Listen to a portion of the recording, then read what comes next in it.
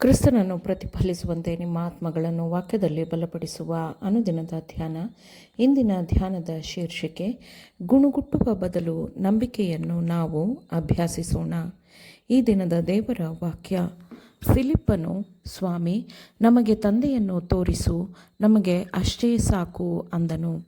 ಯೋಹಾನ 14ನೇ ಅಧ್ಯಾಯ 8ನೇ ವಚನ.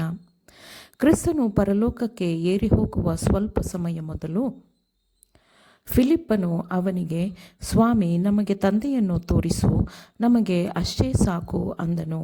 ಅವನ ಅಪನಂಬಿಕೆಯನ್ನು ನೋಡಿ ದುಃಖದಿಂದ ಕ್ರಿಸ್ತನು ಅವನ ಕಡೆಗೆ ತಿರುಗಿ, ಫಿಲಿಪ್ಪನೇ, ನಾನು ಇಷ್ಟು ದಿವಸ ನಿಮ್ಮ ಸಂಗಡ ಇದ್ದರೂ ನೀನು ಇನ್ನೂ ನನ್ನನ್ನು ಅರಿತುಕೊಳ್ಳಲಿಲ್ಲವೇ ಎಂದು ಹೇಳಿದನು.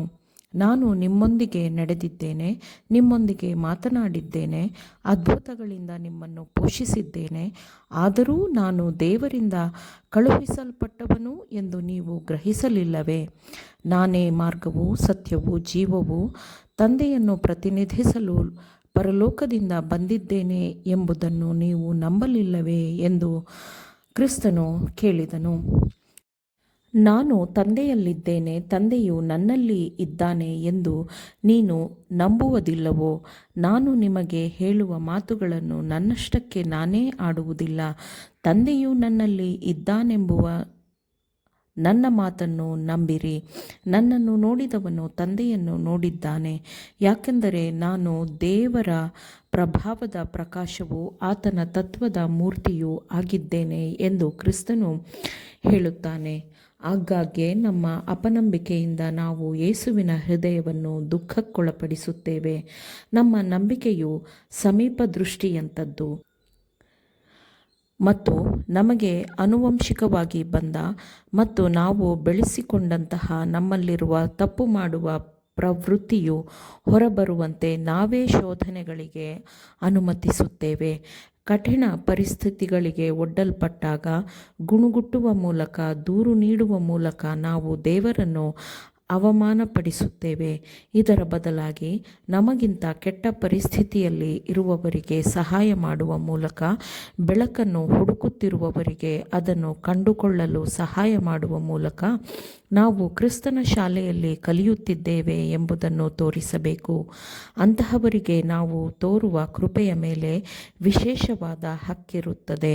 ಆದರೆ ಅಂತಹವರನ್ನು ಮೇಲೆತ್ತಲು ಪ್ರಯತ್ನಿಸುವ ಬದಲು ನಾವು ಸ್ವಂತ ಹಿತಾಸಕ್ತಿ ಮತ್ತು ಶೋಧನೆಗಳ ಕಾರಣದಿಂದ ನಾವು ಇನ್ನೊಂದು ಬದಿಯಲ್ಲಿ ನಡೆಯುತ್ತೇವೆ ಮತ್ತು ನಾವು ದೃಢವಾದ ಅಪನಂಬಿಕೆಯನ್ನು ತೋರಿಸದಿದ್ದರೂ ನಾವು ಗುಣುಗುಟ್ಟುವವರಾಗಿರುತ್ತೇವೆ ಮತ್ತು ದೂರು ನೀಡುವ ಮನೋಭಾವದವರಾಗಿರುತ್ತೇವೆ.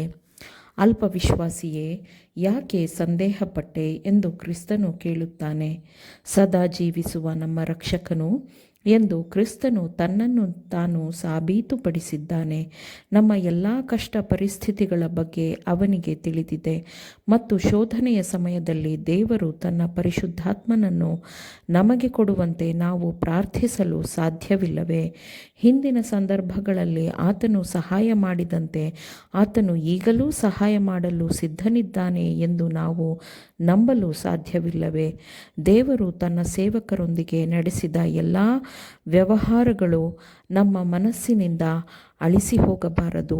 ಆದರೆ ಅವುಗಳನ್ನು ಜ್ಞಾಪಕ ಮಾಡಿಕೊಳ್ಳುವುದು ನಮ್ಮನ್ನು ಯಾವಾಗಲೂ ಬಲಪಡಿಸುತ್ತದೆ ಮತ್ತು ನಮ್ಮನ್ನು ಅದು ಎತ್ತಿ ಹಿಡಿಯುತ್ತದೆ.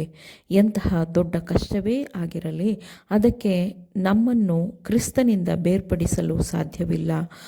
ಆತನು ನಮ್ಮನ್ನು ರೆಫಿದೀಮಿಗೆ ಕರೆದೊಯ್ಯುವುದಾದರೆ ಅದು ನಮ್ಮ ಒಳಿತಿಗಾಗಿ ಮತ್ತು ಆತನ ನಾಮದ ಮಹಿಮೆಗಾಗಿ ಎಂದು ಆತನು ಪರಿಗಣಿಸುತ್ತಾನೆ. ನಾವು ನಂಬಿಕೆಯಿಂದ ಆತನ ಕಡೆಗೆ ನೋಡಿದರೆ ಆತನು ಖಂಡಿತವಾಗಿಯೂ ತನ್ನ ಸಮಯದಲ್ಲಿ ಕಹಿಯಾದ ಮಾರಾಸ್ಥಳದ ನೀರನ್ನು ಸಿಹಿಗೊಳಿಸುತ್ತಾನೆ. ಆತನು ಕಲ್ಲು ಬಂಡೆಗಳನ್ನು ಒಡೆದು ತೆರೆದು ಅಲ್ಲಿಂದ ತಂಪಾಗಿಸುವ ತೊರೆಯು ಹರಿಯುವಂತೆ ಮಾಡುತ್ತಾನೆ.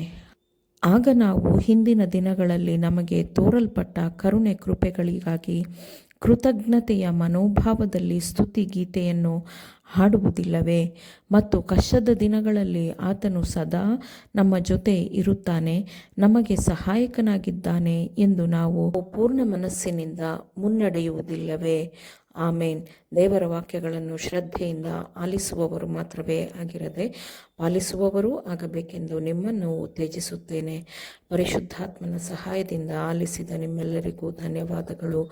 ಮತ್ತೆ ದೈನಂದಿನ ಧ್ಯಾನಕ್ಕಾಗಿ ನಾಳೆ ಸಂಧಿಸೋಣ. ಆಮೇನ್.